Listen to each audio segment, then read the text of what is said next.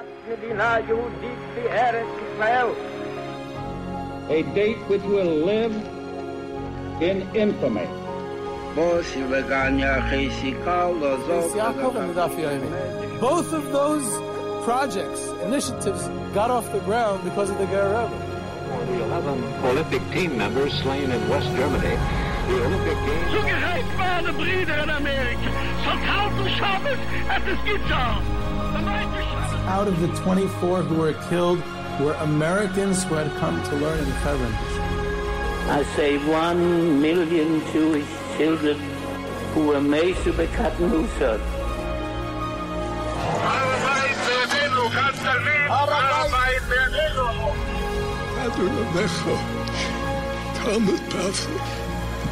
Whoever heard such beautiful words? It is never too little. It is never too late. And it is never enough. Jewish History Soundbites, bringing alive the world of our glorious past. Here is our host, live from Jerusalem, Jewish historian and tour guide. Welcome, everyone, to Jewish History Soundbites. This is Yehuda Geber with another episode of Jewish History Soundbites, but this is not just another episode. This is a special and unique Purim episode with a very special guest, whom I shall introduce momentarily. So in honor of some Purim joy, entertainment, and just some good Jewish history fun, we're going to have this very nice and exciting, for all the wonderful listeners out there, something a bit different. But before I get into that, I want to mention that in honor of Purim, in this week's Mishpacha magazine, we have a Purim trivia Jewish history column in our For the Record column. So Davi Safir and I have prepared some great trivia questions related to the Jewish history, which is normally covered in our For the Record column. So you'll want to check it out, and not just check it out, you'll want to try to answer the questions. It will be up on the website, on mishpacha.com, as of Wednesday, February 24th. Go on to the website, fill it out online, and if you get most of them right, you will be entered into a drawing for some great prizes, maybe even some really fantastic prizes like David Bashevkin's new Top 5 book or the Kichel Collection book. And I'm kidding. There's some going to have some really nice stuff there for the ones who are successful at answering that. So you'll want to check that out. So, like I said, in honor of Purim, we're doing something a little bit different on Jewish History Soundbites, a bit lighter, fun, Jewish history related, of course. And it's a very special guest to be with Jewish History Soundbites tonight. So wishing a Freilichen Purim to all of the great listeners out there. Thank you and enjoy. Be happy. Have a fun time this Purim season. And without further ado, I'd like to welcome aboard the one and only, the legend, Moish Francesa. Hi, Moish. Welcome to Jewish History Soundbites. Great to have you here, and I thank you for coming on. Oh, thanks, Yehuda. It's an honor to be here. Obviously, a lot of people come along, talk about how, they think they're the show or they're the guy. I've been doing this a long time. You know that. So anytime I can help one of the up-and-comers, it's, an honor. I was at a wedding a couple of months ago. I was in Brooklyn, and someone, I'm not going to say who, but someone people know, and he knows me.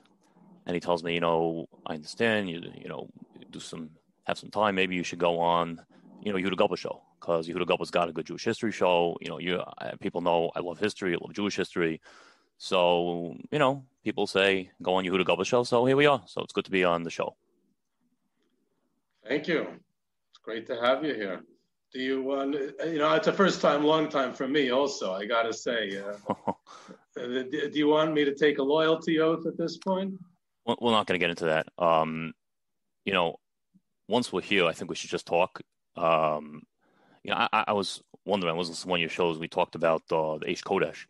Not the would-be Eish Kodesh, of course, the original Eish Kodesh. Before we do anything, I need to ask if there was any connection between the Eish Kodesh and the 3-day Eish, because I know that's something you might know something about.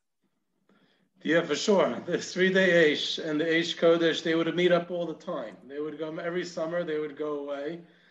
They would meet in Shnipashuk They would study Pachad Yitzchak together, and then they would have a guitar-led kumsitz by one of the vacationers there, and it was always very exciting. That's usually how it happened. All right, I see. Okay, so this is how we're going to do it. Okay, so if we want to be serious, I mean, listen, if you want to do the humor, you can mention, if you want to do it right, you would say something like they were listening to Aish, the Rottenberg album, talking about Aish HaTorah. But, I mean, if you want to be serious here, I came here to talk Jewish history, not to crack jokes. So who is doing the history, me or you? Are you the historian or am I the historian? I mean, listen, this is your show. But like I said, I've been doing this a long time. And, I think when we talk about doing a show, you want to do the history, but I mean, I could do the show. People ask me still, even now. I mean, people come to me, ask me questions about my show, ask me questions about. I'll give you an example. Not even related to the show, but I mean, people still ask me. I was at another wedding, and somebody says he got to come over here. Ron Cutler's got a question for you. Rabbi Cutler came over to you at a wedding. So I see who the historian is over here. Rabbi Cutler passed away 60 years ago, more than 60 years ago. So it must have been a long ago wedding. You're a lot older than I think you are. I mean, folks, there's another Aaron Cutler, the CEO of Lakewood, Beit Medjid Gavoa. His name is Rabbi Aaron Cutler. I mean, do you have a producer? Do you have anyone who does any research for you? I mean, this is Rav Aaron Cutler, the current CEO. And we were talking about how to plan Purim this year with the corona. But, I mean, again, do some research here. I mean, people told me to go on the show, but, oh boy. Listen, so like I was saying, Rabbi Cutler comes to me and he's asking me what to do about Purim.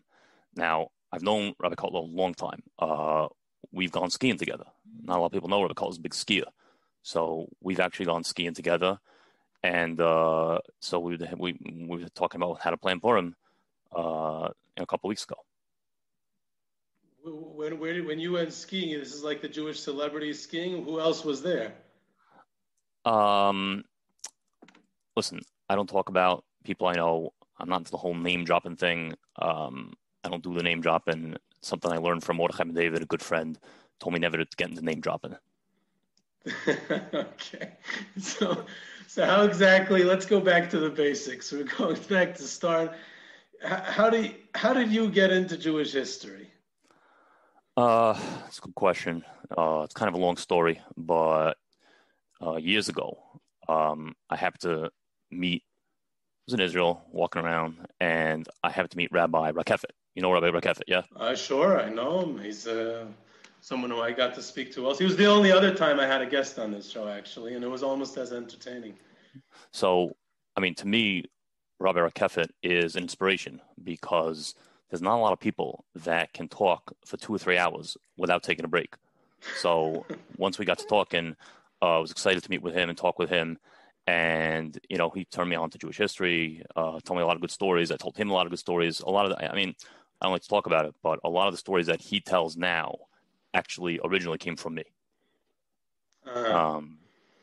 He's great. He's wonderful, a historian, Talmud Chacham. It's nice that he learned it all from you. Yeah, I mean, listen, when we talk about time, somebody told me that the show's called Soundbites. It's not a soundbite when the show is like 30, 40 minutes long. I don't want to tell you how to name your show, but it's a weird name, Soundbites, when the show is a lot longer than Soundbite. That's a very good question. Very good point. Good critique. I got to be honest, and it started off as Soundbites. And way back in the beginning, that was the vision. We wanted to have it Jewish History Soundbites, short and sweet, nothing too long, short attention spans these days. And that was the idea. Of course, I got carried away, and very quickly it jumped to 20, 25, 30, 35 minutes, sometimes even longer.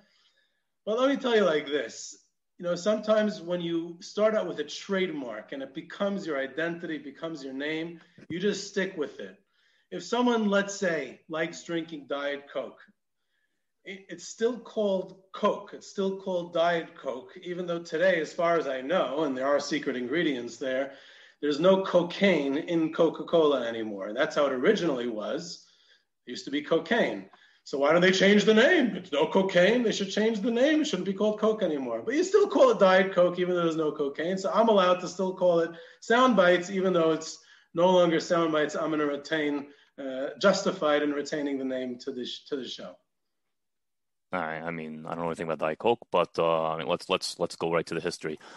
So since we're here, I think number one, we got to talk about what we consider and what you consider a Hall of Fame yeshiva. I mean, no question, you got Volozhin's a Hall of Famer. Mir Yeshiva, no question, Hall of Famer. Grodno, Hall of Fame yeshiva. I don't know what kind of listeners you have. I'm not going to get into the whole YU question. I know it's going to bother people on all sides, so we're not going to touch that one. But let me ask you this. Telz Yeshiva, Hall of Fame yeshiva? Telz.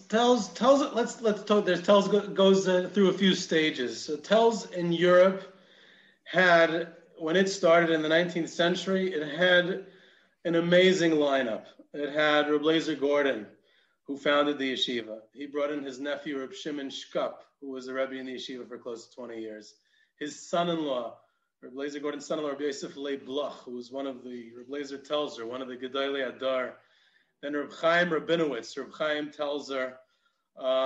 That's a first ballot. You don't have, it's rare to have a lineup like that, to have a yeshiva like that. It was Telz in its glory. They thought they were taking over Volozhin. That goes in, no question, in my eyes, as a Hall of Fame. Then you get to later reincarcerations of the Telz yeshiva. Telz Cleveland, it had some good times. I don't know if Hall of Fame, though. You know, you need to be a certain level. I mean, talking about American yeshivas, I mean, how is Telz Cleveland not an American yeshiva Hall of Famer? I mean, that when you start the conversation, you start with Lakewood.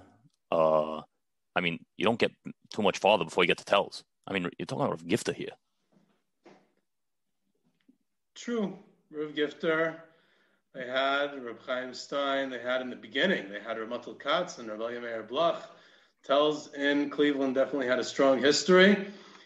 You know, strong history, top notch, and Hall of Fame, maybe. Hall of Fame in America. Maybe we could have different levels. Hall of Fame of all time and Hall of Fame in America. But if you want to start getting to every single branch of Telz Chicago, not a chance.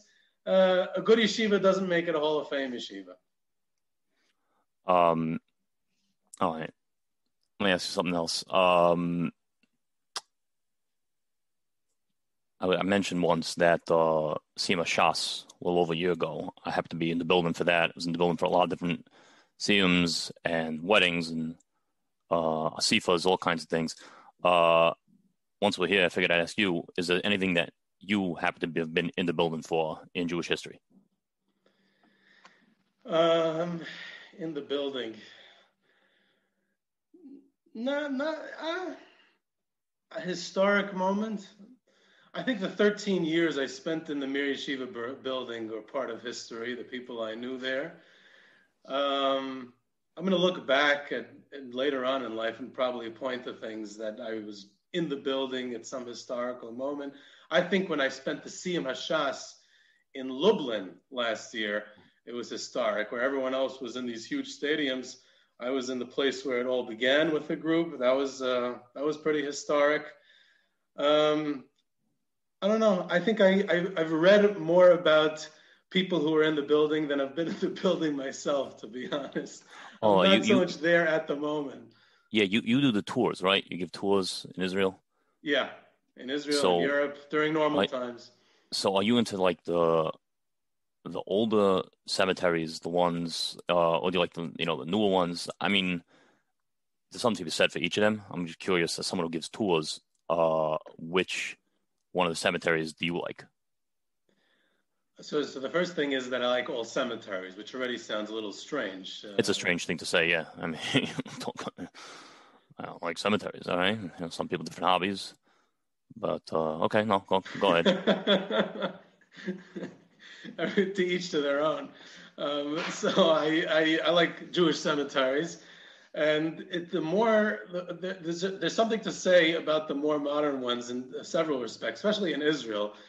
The ancient ones, it's hard to know if there's anyone actually there, and especially if it's the people who they say they're there are there. You know, they always say, "Oh, come on, you think this Tana is really there?" And they'll bring out all these old articles of people proving that that's not really there. It's not the location. It's not correct, and it's all made up. When you're talking about a modern Jewish history cemetery, modern day tzaddikim, you know you're davening at a place where he's really there. You know that the story you're telling over is about someone who's really there, and that authenticity is unmatched. Another thing I like about the modern Bate Kfaris is that the Matzevis, you can actually read them, you can see what's going on there. It's more relatable, it's more recent in history.